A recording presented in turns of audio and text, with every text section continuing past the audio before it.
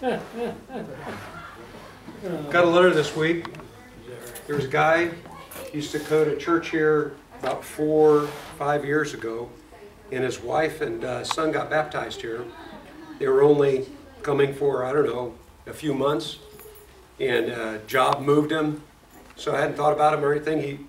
He mailed a letter though, and he included a really nice check because he found an old check back when he attended church here 4 years ago in his wallet that he never put in because he couldn't afford to pay his bills at the time, and he was going to put it in just as soon as it never covered. And there he found a check made out in 2010, and he decided, well, I can afford to do more than that now. So we got a Monday offering that came in. Right. We left off in the 3rd chapter, and we're ready to start, I believe, with verse 25. Isn't that where we left off? Yes.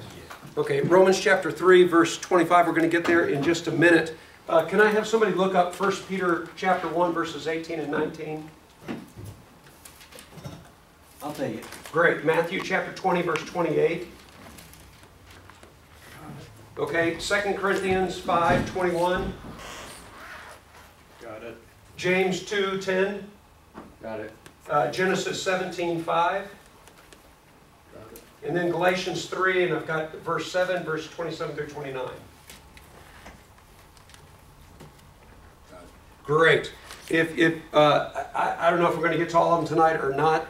If you didn't look up one of those, if you did, mark it, but flip over to Luke chapter 17. Luke, the 17th chapter, Jesus tells a story that I think illustrates well what we've been talking about here in the book of Romans, and maybe will serve as a review, especially with this idea about the 2 mountains, or the 2 pathways, 2 staircases. I don't want to get hung up on an analogy that we've created here, but there are definitely 2 different ways to relate to God. And we're calling one of them the law mountain, the other one the faith or grace mountain.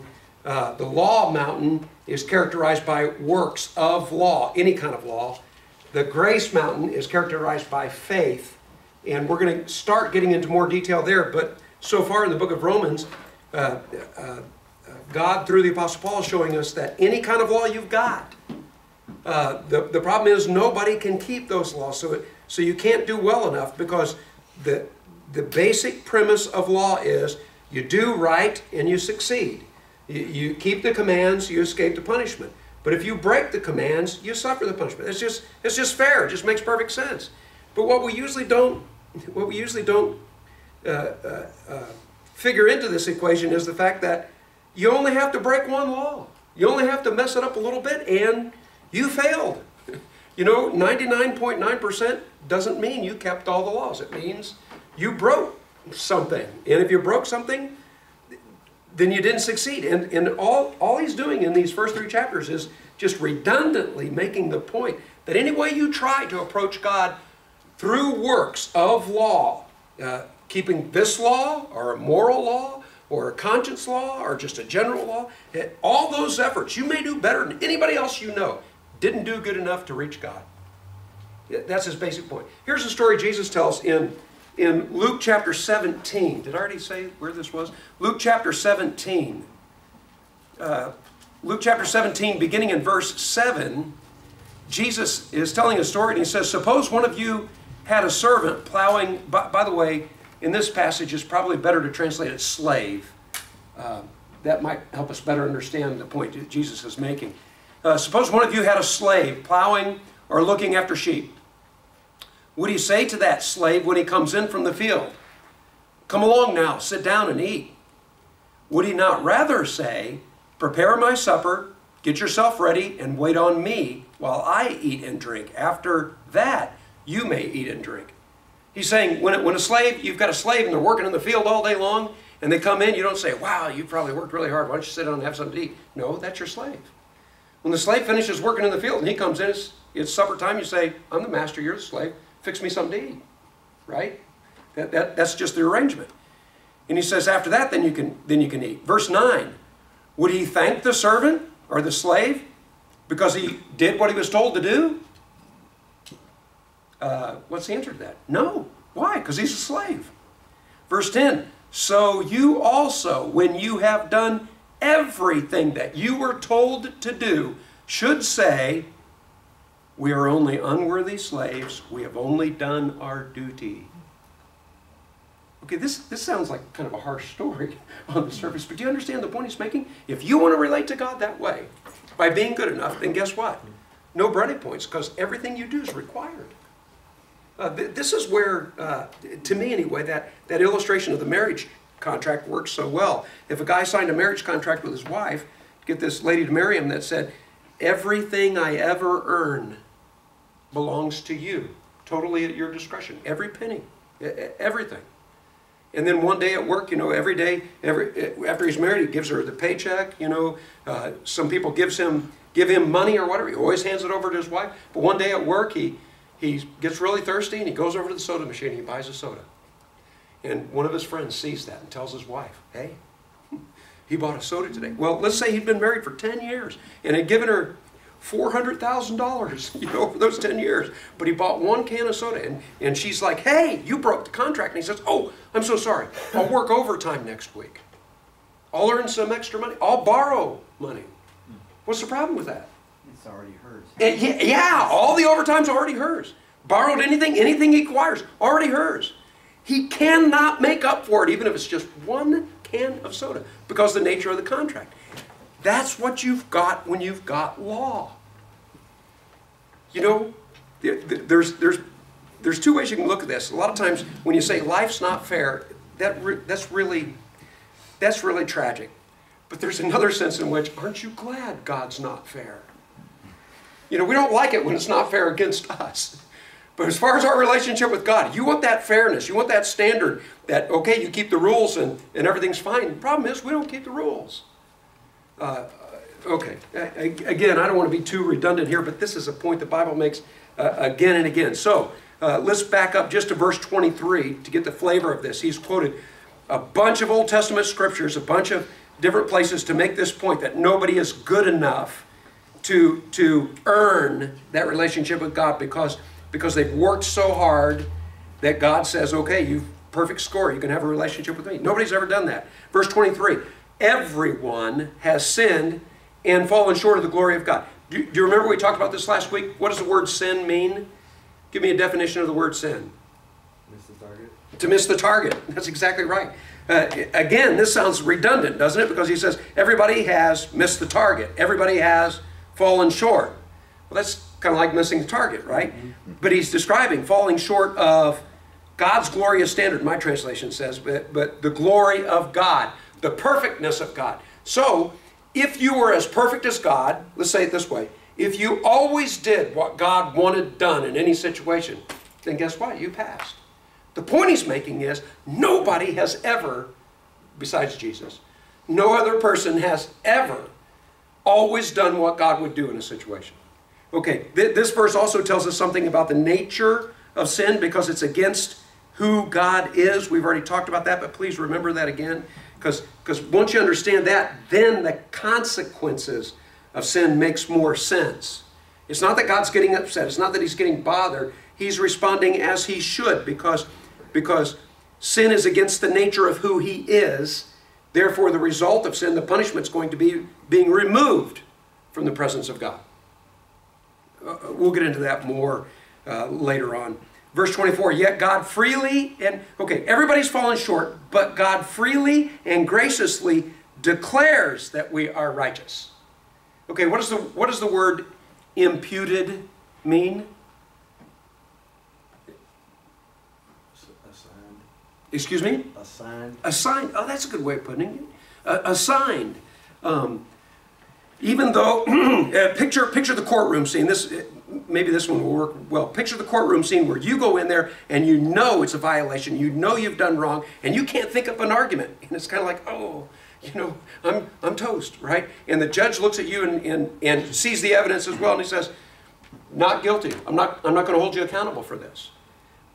I love that picture because you are not deserving of this, but you are declared this. That's the idea of imputation. It's something given to you that you did not earn, something given to you that you do not possess. And it says God freely, graciously declares, imputes righteousness because First point he just made is none of us achieved it, right? But God gives it to us anyway. He did this through Christ Jesus when he freed us from the penalty of our sin. Verse 25, this is where we left off last week. For God presented Jesus as the sacrifice for sin. So the law system, you keep the commands, you escape the punishment. You break the commands, then you suffer the punishment, right? Well, God lets Jesus suffer the punishment to meet the requirements of law. He's the only one who can make it up the law mountain. But because he can do that, God can create another mountain, so to speak. Because he has met the requirements of the law. Which, by the way, I need to throw this in case your mind goes here. If Jesus keeps the requirements of the law, then that logically should mean that he and only he is right with God. Because he kept the standard nobody else did. But he also paid a punishment because he had a perfect life. He could pay the punishment. But how can he pay the punishment for more than one person? I mean, he could have traded places with somebody. But what the Bible teaches us is that he's traded places with, potentially with everybody. How can he do that? Do you understand the question I'm asking? If somebody's on death row and they're ready, you know, let's think of the old days, they're ready to put the head in the guillotine and everything, and somebody else stands up and says, it's a far, far better thing that I do than I've ever done. Sorry. If you know that story. Anyway, somebody else comes up and says, no, chop my head off instead. Well, right? A man for a man. Jesus is God. Excuse me? That what you're describing is a man for a man. Yes. But Jesus is God. Yes, he is both God and man, and this is the only answer that we can come up with, and it's the only one that the Bible points to. The reason he can die for more than one person is he's more than man. Because if you figure this out, people can only suffer finite death. It would take an infinite being to be able to suffer multiple finite deaths. And that's why he has to be both God and man to do what he did. Had to be man to be tempted every way we were and yet remain perfect, prove it could be done. But he had to be God to be able to apply that to more than one person. I just want to get that out there again, because we'll talk about this more as we go through the book of Romans. But it says, God, let him be the sacrifice for sin. People are made right with God when they believe that Jesus sacrificed his life, shedding his blood. And again, pointing out the shedding of blood, what they mean, the significance of blood is you bleed when you die. So he's laying down his life. This sacrifice shows that God was being fair when he held back and did not punish those who sinned in past times. Okay, this applies to everybody, but he wants to include how is it God can forgive all those people in the Old Testament times, or any time back there, right? How can he do that? It's the same basis he can do it for anybody else. It's because he's looking at Jesus. Look at, who had 1 Peter 1, verses 18 and 19? I did. Great. For you know that it was not with perishable things such as silver or gold that you were redeemed from the empty way of life handed down to you from your forefathers, but with the precious blood of Christ, a lamb without blemish or defect. Right. All he's saying is the price that had to be paid, it wasn't money, it wasn't anything else, it was the life of Jesus that had to be paid.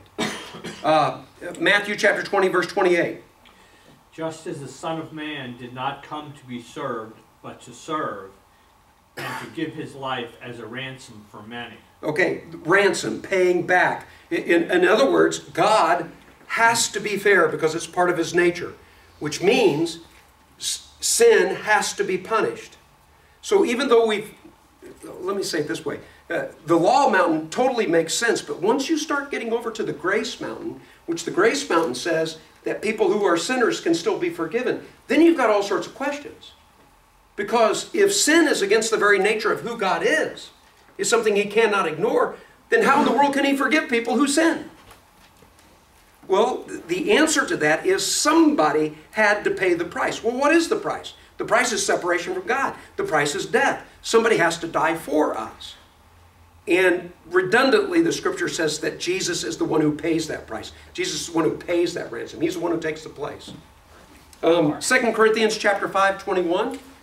For our sake, he made him to be sin who knew no sin, so that in him we might become his righteousness, or the righteousness of God. Yeah, this is one of my favorite verses. He made him who knew no sin to be sin for us. So it take the sin off of us and put it like the judge saying, okay, I'm not going to hold you responsible. I'm going to make the next guy here. I'm going to put the penalty on him.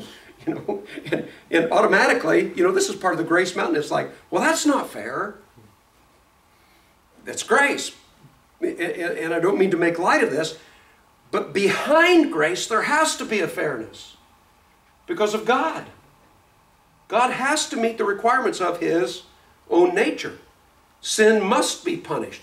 And so he allows that punishment to go on Jesus to meet the justice, the fairness of God, and offer us a grace system. Was there a hand over here, a comment? Yes. Where does the concept of one man, a different man taking the penalty for the guilty man come from? Is that Substitutionary atonement? Yeah. It is referred to many times in Scripture. In fact, one of my favorite ones is the one we just read, 2 Corinthians chapter 5.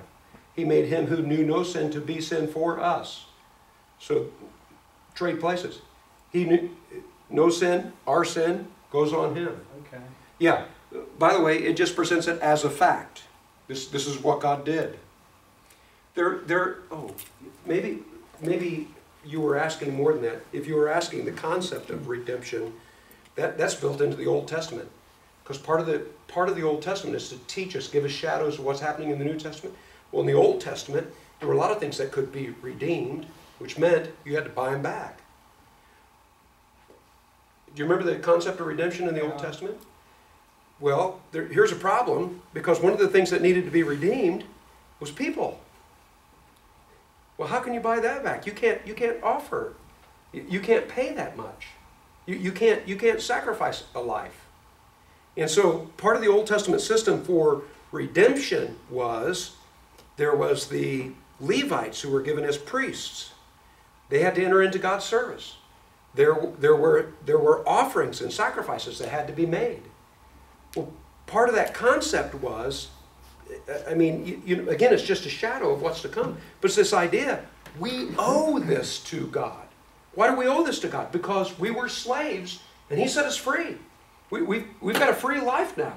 So our lives belong to him. God lets us live these lives, but there is a ransom that's due. Well, again, the Hebrew author hints at the fact that deep down we knew we weren't paying enough. Right. Right? Right, with the sacrifices. Right. Yeah. Sacrifices, offerings, Levitical system, the dedication of the priesthood, all those things that were tied to this idea of redemption, paying God back for life. Right, just reminded them of their guilt. Yes. Right? In this sense, we'd say it reminded them of their debt. Okay. We owe God. What do we owe God? Our lives. Because we should still be slaves in Egypt. Which, by the way, that is the epitome of what bothered me so much. I hope nobody else wasted their money to go see the remaking of the Ten Commandments. I don't even know what the name of the movie was. If I would have bothered to look it up and see that an atheist made this movie in the first place, I wouldn't have gone. But I was so excited that somebody was remaking the Ten Commandments. I was thinking with today's special effects and everything, this could have been great. Did anybody else see this movie? No. I am so glad. Willie, shame on you. Yeah, we were there. Okay. Yes. It was such a disappointment. Yes. But you know what they did? In the Exodus, I know there were problems with Cecil B. DeMille's The Ten Commandments. But he got the basic point right, and that's this. Who got them out of Egypt? God and only God. 10 plagues, open up the Red Sea. I mean, it was God who got them out, right?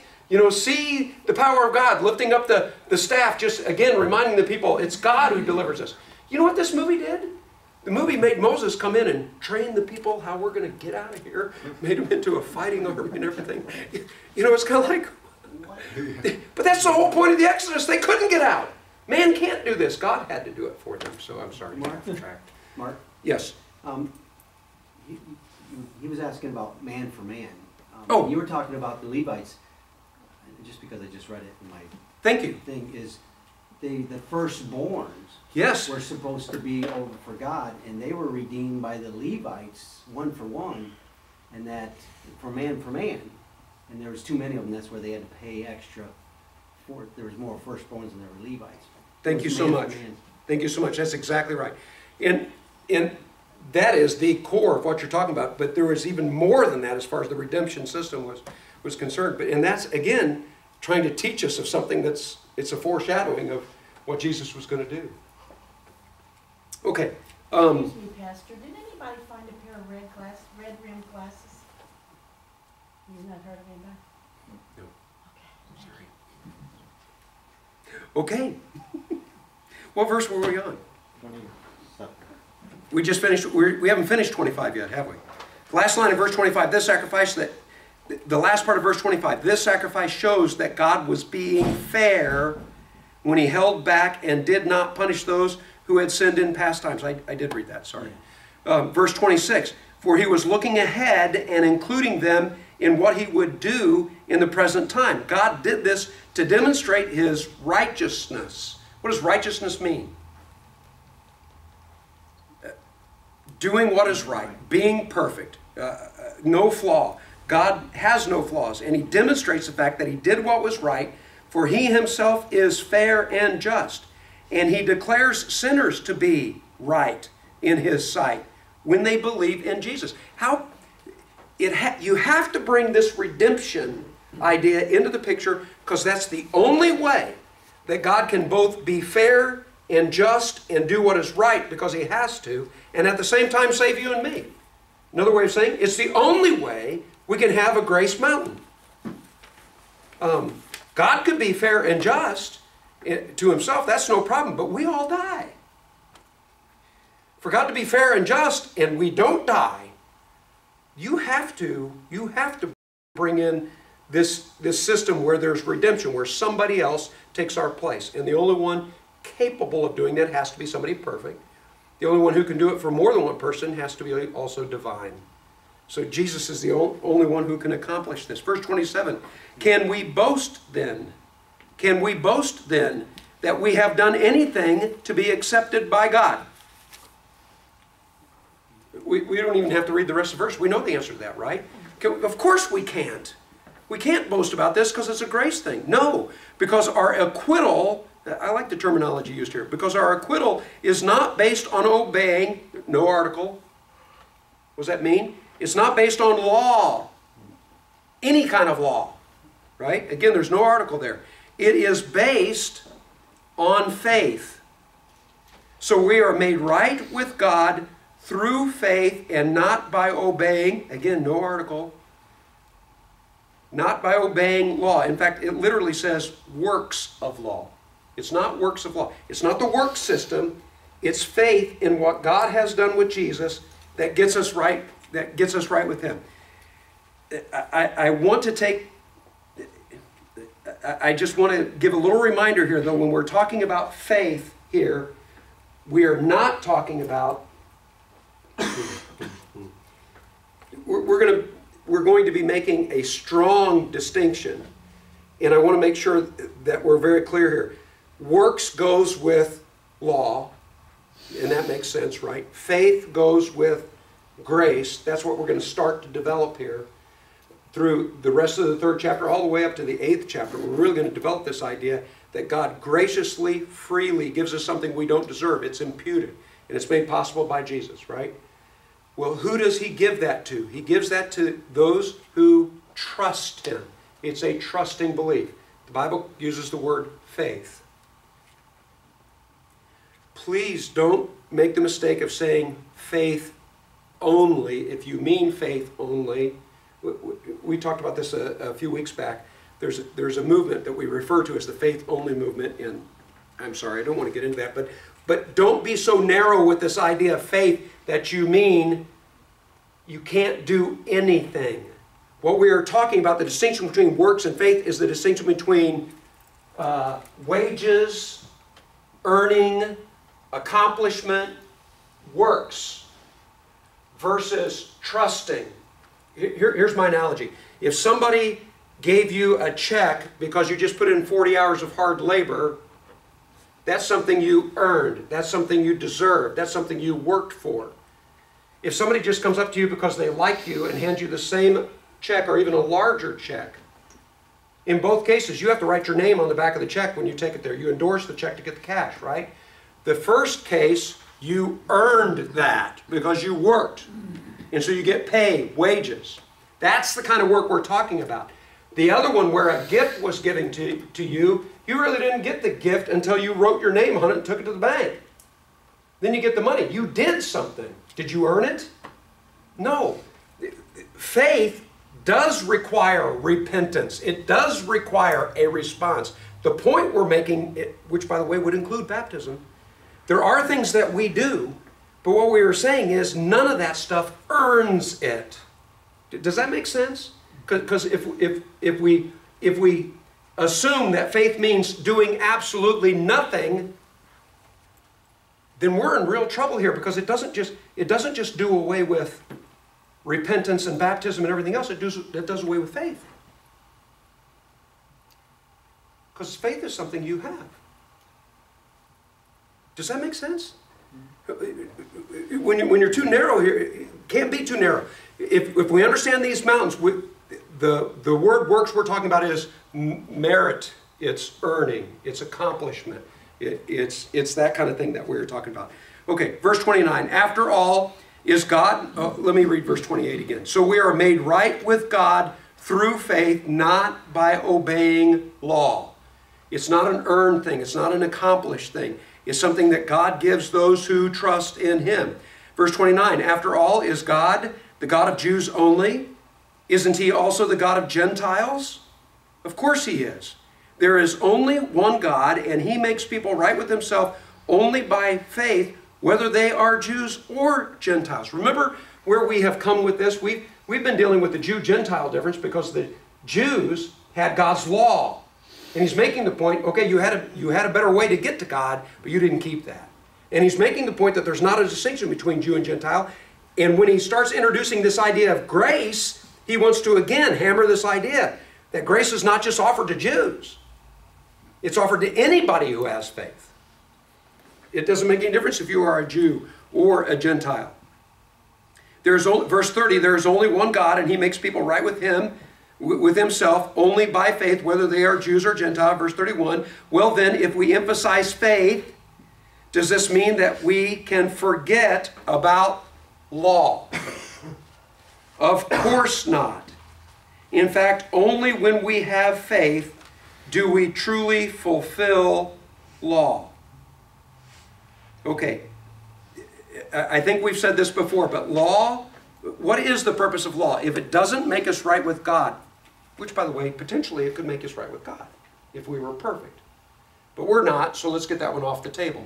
So what does law do for us now, and why is it important to have law? It's a guide to live by. It is a guide to live by. It's the best way to live. God, the Creator, is telling us these are the things that should be and the things that shouldn't be.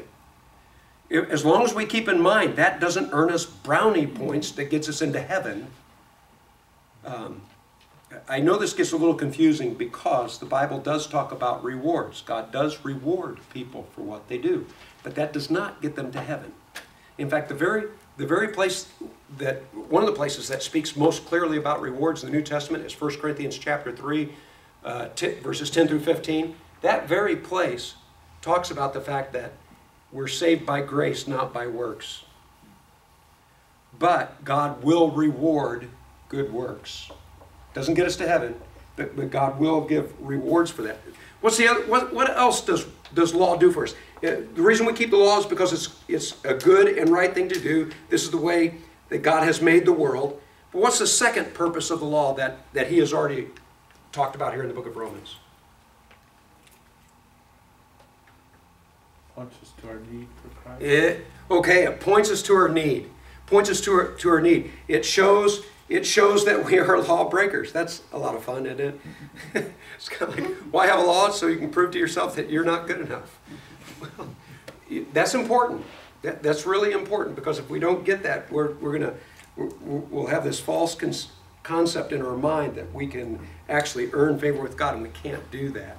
There's more to it, but those are the 2 points that Paul has already brought up here in the book of Romans. Now, chapter 4,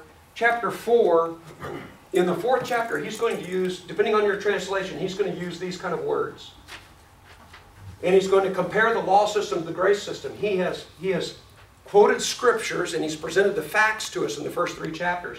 The 4th chapter is an illustration of what he's already said.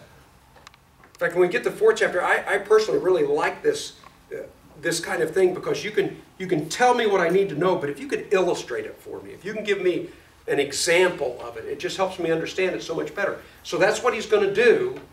He's going to give the example in the 4th chapter of the father of the Jewish nation, who would be Abraham. That's exactly right. He's going to point to Abraham, and he's going to talk to people who are so hung up on the fact that we Jews have a right relationship with God just because we're Jews. He's going to say, no, it's all about faith in God's grace, faith in Jesus. And even Abraham, that you guys point to in the Old Testament, he's a great example of this point. So let's jump right into the 4th chapter and see how this compares. But look at some of these words that we're going to come across. Working versus trusting. The word faith is trusting belief. Boasting about it versus giving glory to God. Wages, the idea of I earned this, versus imputation. We've already talked about that. It's credited to my account. An obligation versus a gift. A debt versus grace. Sin versus righteousness. Again, that's an imputed righteousness. Law versus promise. And wrath versus forgiveness. That's all in one chapter, all in this one illustration. See if you can pick out some of these as we go through these verses. Verse 1. Abraham was, humanly speaking, the founder of the Jewish nation. Right? You can trace it back to him. He's the one who's called, really, we usually say Genesis chapter 12, but it's really the last couple verses of Genesis, the 11th chapter. But the promises are made to him in Genesis chapter 12. And a huge section of Old Testament scripture tells us about Abraham's call and God starting with him. He's founder of the Jewish nation. What did he discover about being made right with God? Let's go back to Abraham. Let's go to where this thing all starts, right? That's what he's saying. But what does Abraham teach us? Verse 2. If his good deeds had made him acceptable to God, he would have had something to boast about. Okay, again, we get this idea of boasting, right? He would have had something to boast about, because you earn it, I can boast, right? But that was not God's way. Verse 3. For the scripture tells us, and this by the way is in Genesis chapter 15 verse 6. It says, Abraham believed or trusted God, and God counted him as righteous because of his faith. I don't know what your translation says, but this phrase here where it says he counted him as righteous, it could equally be translated imputed. My guess is they don't translate it that way because most Americans don't know what imputed means, right? But we do. And that's exactly what it's talking about there. God imputed righteousness to Abraham. Why? Why did God, look at that verse again.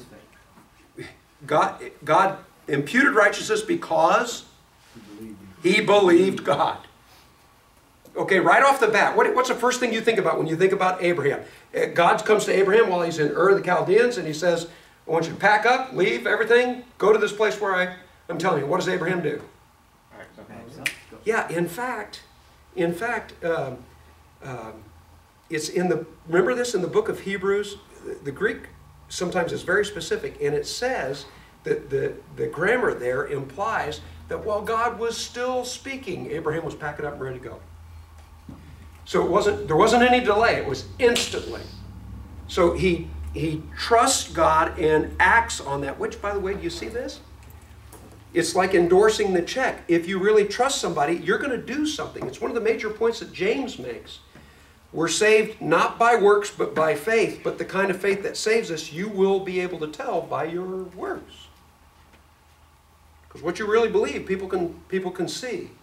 And you can see Abraham's belief by what he did. But it's the belief that God looks at and says, I'm going to count you, I'm going to consider you a righteous person because of your trust in me. Verse 4, when people work, earn, do a job, when they work, their wages are not a gift, but something that they have earned.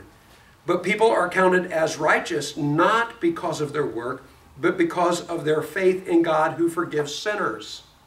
So he made the point about Abraham, then he's applying it to all of us. Verse 6, he also throws David in here. He says, David also spoke of this when he described the happiness of those who are declared righteous. What does that mean? Does your translation say something different there? The word, by the way, that's accurately translated imputed is used 11 times in this one chapter. In my translation, it's going to be translated a bunch of different ways. Here it is again. He's declared righteous, considered righteous, even though he didn't earn it, right? David spoke of this when he described the happiness of those who are imputed, declared righteous, without working for it. And this is from Psalm 32. He says, "Oh, what joy for those whose disobedience is forgiven," they're released, right? "Whose sins are put out of sight," covered, blotted out.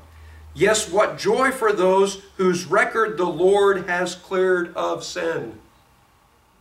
Cleared of sin even though they didn't deserve it, but they get this forgiveness anyway. Okay, he makes a point from Abraham, he applies it to us, he gives a quotation from David.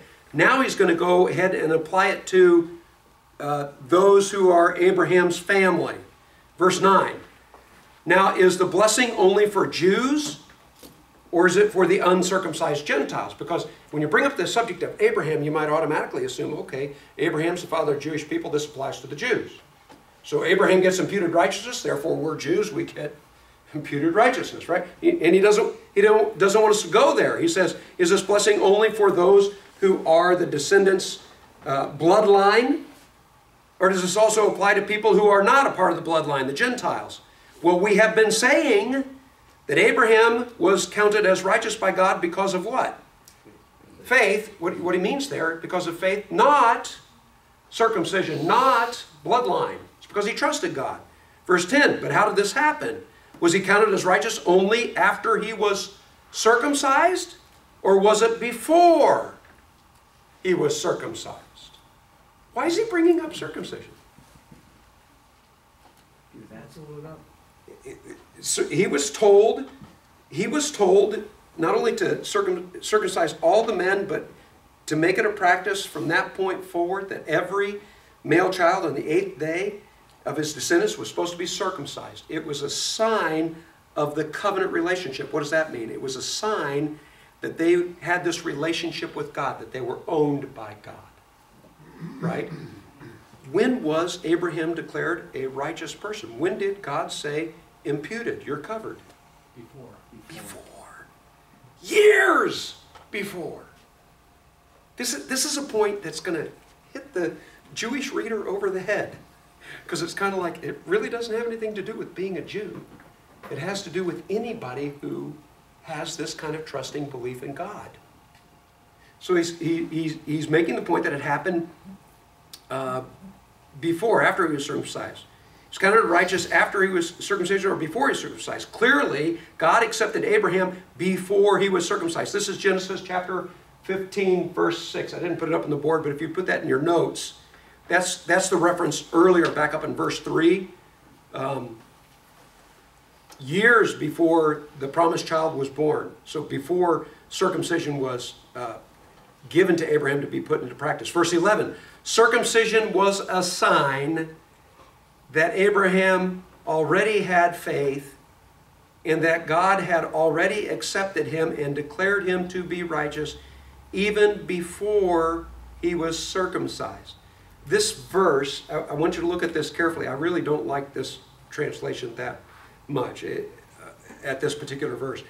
It literally says sign or seal. Does your translation use the term seal or sign? Seal. Okay, he was sealed. Circumcision was given as a practice that Abraham's descendants were supposed to follow to show that they were part of a covenant relationship, that they had this relationship with God, that God owned them. Circumcision was not a sign, and it was never called a sign of salvation. It was never called a sign that they were right with God. It was a sign of the covenant relationship that God owned them. But the point he's making here is they were right with God before they had circumcision. It is not a sign of salvation, and it is not a sign of their faith in God.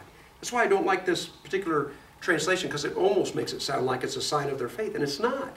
And the reason you know that, think with me, who's circumcised? 8-day-olds. Does that show that they have faith in God? No. It doesn't show they have faith in God. Why is Mark spending so much time on this point? Because some people make a jump here and say, well, circumcision in the Old Testament is kind of like baptism in the New Testament. It's a sign or a symbol or a seal of a relationship you've already got. Number one, the Bible never calls baptism a sign of faith or a sign or a seal. Never refers to it that way. Number two, when you look at circumcision, circumcision was a sign that God owned them, or the covenant relationship, but it didn't point to the faith, and it was the faith that made Abraham right with God. Is this making sense? We'll talk about this more as we go on through, but I do want to make one other point. I was talking to somebody after class last week. The very place where faith is so emphasized in the Bible, here in the book of Romans and in the book of Galatians, specifically faith versus works, right? The very place where it says it's not by works, it's not something we earn, it's trusting God. Both of those books are places that at the same time it says, but we who trust God have to be baptized. Now think about this. If like some people assume, it's popular in the religious world to assume that baptism is a work. The only place in the Bible, by the way, where baptism is referred to as a work is Colossians chapter 2, verse 12, and it says it's God's work. It's something God is doing. It never calls faith a work that we do as far as earning favor with God. In fact, Colossians chapter 2, verse 12 says baptism is our faith. Isn't that interesting? It's not by works, it's by faith. And it says baptism is an expression of faith in God. And that's what we've got to have. But the point I want to make is the two places in the New Testament that most focus on it's not by works, it's by faith, are the two places in the New Testament where in Romans chapter 6, verses 3 through 5 says, all of us who have been united with him in the likeness of his death will also be united with him in the likeness of his resurrection. All of us who are baptized into Christ. Galatians chapter 3, verse 27 through 29 says it's not Jew or Greek, it's not male or female, slave or free. Everybody who's been baptized in Christ have been robed with Christ. We are Abraham's descendants. Both places he's emphasizing has nothing to do with works. It's all about faith, and you have to be baptized. Just by the fact that those are the, in the context of those very writings ought to tell us we're not talking about works. We're talking about faith. I'm beating a dead horse here. I just want to get this out there, okay? Sorry. Okay, what verse were we on? 11. Thank you so much. Circumcision was a sign that, okay, we just read that as far as it's a sign of the covenant relationship. So Abraham is a spiritual, the second half of that verse, so Abraham is a spiritual father of those who have faith but have not been circumcised. We're talking about the Gentiles here. They are counted as righteous because of their faith. Who had Galatians chapter 3? I already quoted the verses 27 through 29. How about verse 7? Who had Galatians 3, verse 7? Great.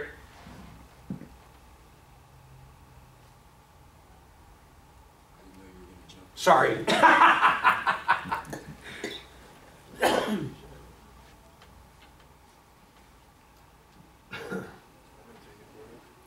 Galatians chapter 3, verse 7.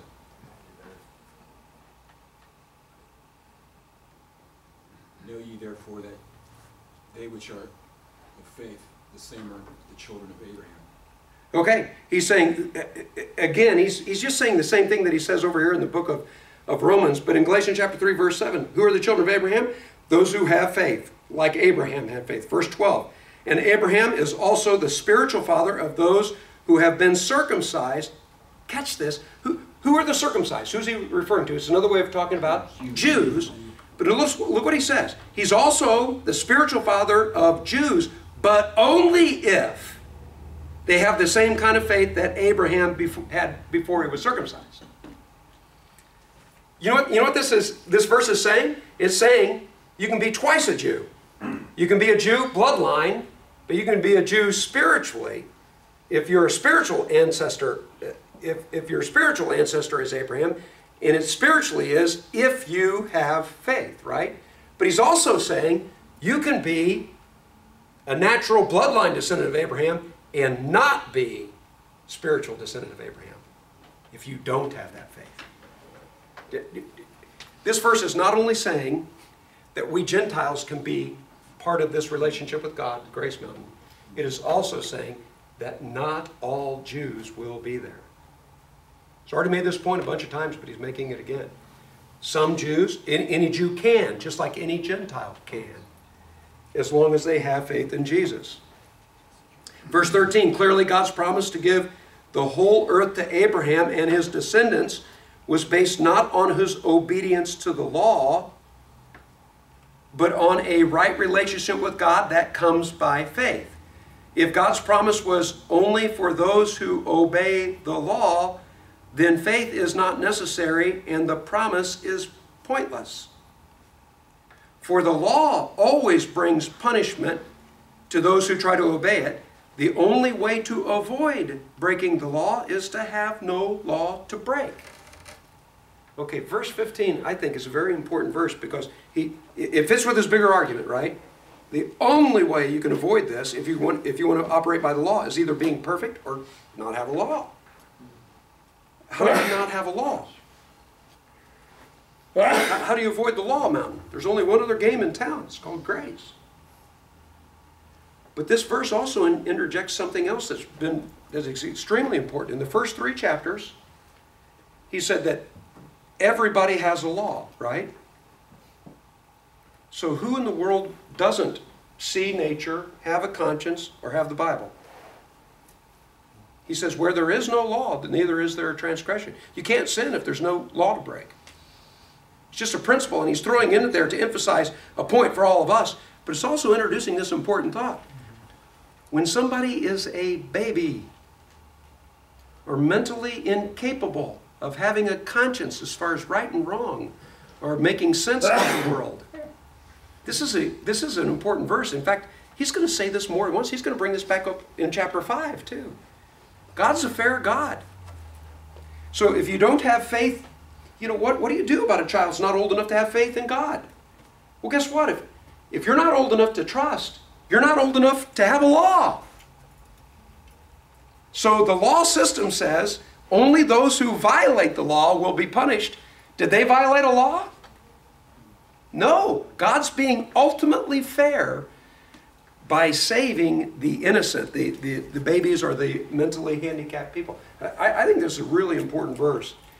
And it's not the main point of the verse, but he is going to make it again in chapter 5, and I think it's closer to the point he's trying to make over in chapter 5. Verse 16. So the promises are received by faith. It is a gift. It is given as a free gift. And we are all certain to receive it, whether or not we live according to the law of Moses, if we have faith like Abraham's. For Abraham is the father of all who believe, i.e., the point he's making, whether you're a Jew or not, whether you're a Jew or a Gentile. As long as you have faith, then you are Abraham's descendants. Which, by the way, that's the point of Galatians chapter 3, 27 through 29. Verse 17.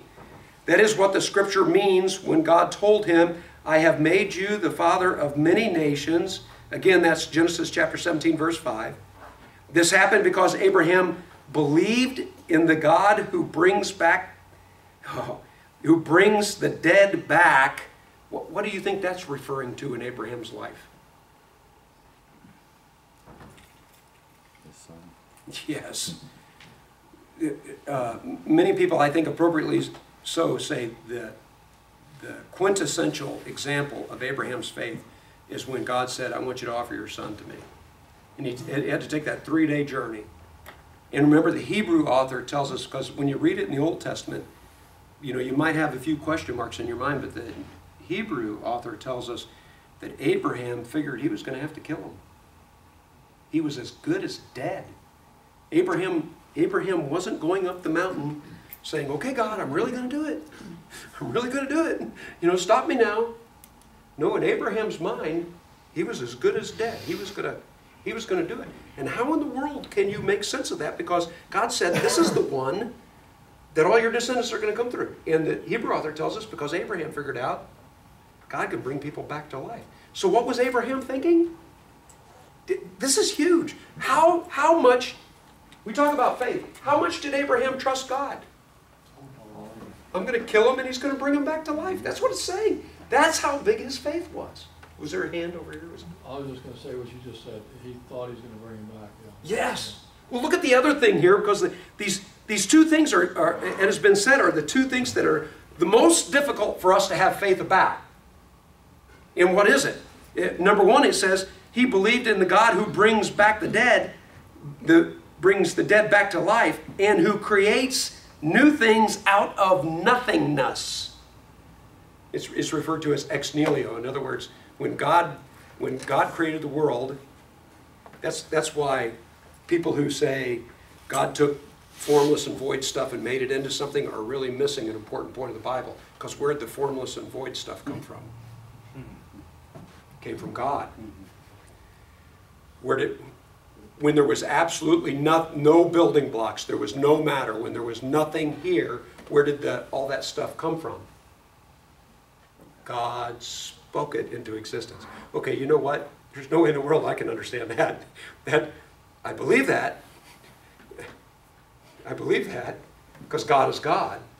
But that's one of those things that's kind of like the time thing. It's beyond what our ability to stretch out. But that's the point he's making. You know what we're talking about with trust and belief? We're talking about dead, God can bring back to life. Nothing here, that's no problem for God. We're talking about absolute trust and absolute faith in God. And that's what Abraham had. Verse 18, even when there was no reason for hope, and please, we've said this a few times before, you've probably heard it, hope is not the same as wishful thinking. It's a future expectation. Things that we know are going to happen in the future because God promises it, right? He says even when there's no reason to have that kind of confidence about the future, that kind of hope, Abraham kept on hoping. In other words, he was really confident, believing that he would become the father of many nations. For God had said to him, that's how many descendants that you will have. And when we were going through the book of Hebrews, the thing that really gets me, we usually emphasize how old Abraham was, right? How old was Abraham? 75 first. Well, he got the promise when he was 75. How old was he when the promised child was born? 100. He waited 25 years. But the thing that gets me when we're going through the book of Hebrews, that promised child's name was, how old was Isaac when he got married? 40. How old was he when he had his first child? Yeah, Abraham had to wait from the time he was 75, another 25 years, and another 60 years beyond that, before we get to, well, he had twins, so before we get to 3. It's like, but you're going to be the father of nations. Just huge faith. Let's get a couple more verses under our belt here. Verse 19, and Abraham's faith did not weaken, even though at about 100 years of age, he figured his body was as good as dead. And so was Sarah's womb. Verse 20, Abraham never wavered in believing God's promise. In fact, his faith grew stronger, and in this he brought glory to God. That's the verse I want to hit on, because can you think of any time where it seemed like Abraham wavered? Well, and I'm not too sure what his idea was, but when Sarah talked to him to honker it on with... Yes! Yes! Okay. That's one of the things. There's another example too. With Hagar, he has a child by Hagar. And you could say that it's okay. He wasn't not trusting in God, but he was trying to take matters into his own hands and trying to accomplish what he thought God was going to give him another way.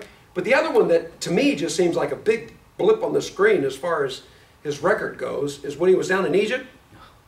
Remember what happened when he went down to Egypt? Yeah, he lied and said, yeah, he looked around and thought, you know, you're a good-looking woman, and these guys might kill me to get you. So here's what we're going to do. We're going to say You're my sister. So that way, they can take you. Every time I think of that story, I think, Abraham. Okay, I think the Bible, I know the Bible is utterly honest. It just tells us, warts and all, tells us everything. And every man has sinned. Every man, including Abraham. Abraham made some bad calls. Abraham made some mistakes. In fact, the call of Abraham, you compare Genesis chapter 12 with Acts chapter 7, and you find out that Abraham was called to leave his family behind, leave everything and come. Hebrew author says, man, he was ready to go. But did he leave his family behind? Maybe some of them, but he packed up some of his family. And did he go to the land that God told him to? Well, he went part of the way, right? And God comes back to him a second time. I think what's going on there, it's not saying that he didn't trust God. I think it's emphasizing the very point that it says here. He got better at trusting God. Why did he leave in the first place? Because God called him. Why did he do any of this stuff? Because he was trusting God. But you know what? The older he got to the point where he could take that child, and if I have to kill him, I have to kill him. And the thing that just gives me shivers with this, is if he's growing in his faith, you know what that means? His faith's a whole lot stronger when he's 100 than it was when he was 75. And when he's 100, I couldn't have kids when I was 75. But now he trusts all the more. So that's one of the reasons why he's such a great example of this kind of trusting belief that we're talking about. Verse 21, he was fully convinced that God is able to do whatever he promises. And boy, I'd underline that, whatever. Because look in the case of Abraham. Not just having a child at that age, but bringing back the dead after asking him to sacrifice that child. Verse 22, and because of Abraham's faith, God counted him as righteous, emphasizing the same point again. And when God counted him as righteous, it wasn't just for Abraham's benefit, it was recorded for our benefit too. Here's his point. Abraham's an example of what? Nobody's ever made right with God by being good enough. Not even Abraham. Abraham got there on the grace mountain because he was trusting God. So this is for our benefit too, assuring us that God will also count us as righteous if we believe in him, the one who raised Jesus, our Lord, from the dead. He was handed over to die because of our sins, and he was raised to life to make us right with God. You know what that's saying? It's saying the same thing that 2 Corinthians chapter 5, verse 21 says, that he made him who knew no sin to be sin for us, so that we might become righteousness of God. It's trading places. Trading places. That's the way the Grace Mountain works. Man, I've done all the talking. Questions, comments? At least we made it to the end of the 4th chapter, right? I've got a question. Please. Do you think when you started talking about creation and God spoke it into existence, Yes. just made me wonder, do you think that's supposed to be a lesson for us about, or even be compared to something like imputation? In other words, if God can just, whatever he does and things happen, spiritually speaking, or as far as everything else we see, God just imputes it or whatever. I don't know. Is that supposed to be a parallel? Or Well, I'm just thinking because there's absolutely nothing there, and then boom, there is something. So, well, in the case of imputation, though, he does that because there is something there with Jesus. yeah. But that is the point he's making as far as he's giving Abraham as a great example of trusting belief in God. And he spells it out. What do we mean? The two biggest examples, bringing life where there's death and creating something where there's nothing. As far as trust, just everything else is going to be less than that. When you have something to work with and you're trusting God to work it out, but what if there's nothing there? Can God still work it out? Yeah. What if hope has not just run into problems? What if what you're hoping is dead? You consider his child is dead. No problem for God. He's just saying whatever the limits are, the most extreme limits, is not a problem for God, and we have to trust that. Any other comments? I was thinking of Ezekiel and dry bones. Yeah, yeah. Speak over prophesy over them, and Yeah, I'll come back. yeah. raises up a great army from that which is nothing. Yeah, that's a great example. That's a great example. Okay, chapter 5 is going to be, I think, a really fun chapter. He's made the basic point about we get right with God not by law but by faith. Now he's going to talk about living out that faith and living within the grace of God. And he's going to start dealing with some of the hurdles that come along in our thinking in the 5th and 6th chapters. So we'll pick up with that next week. Let's pray.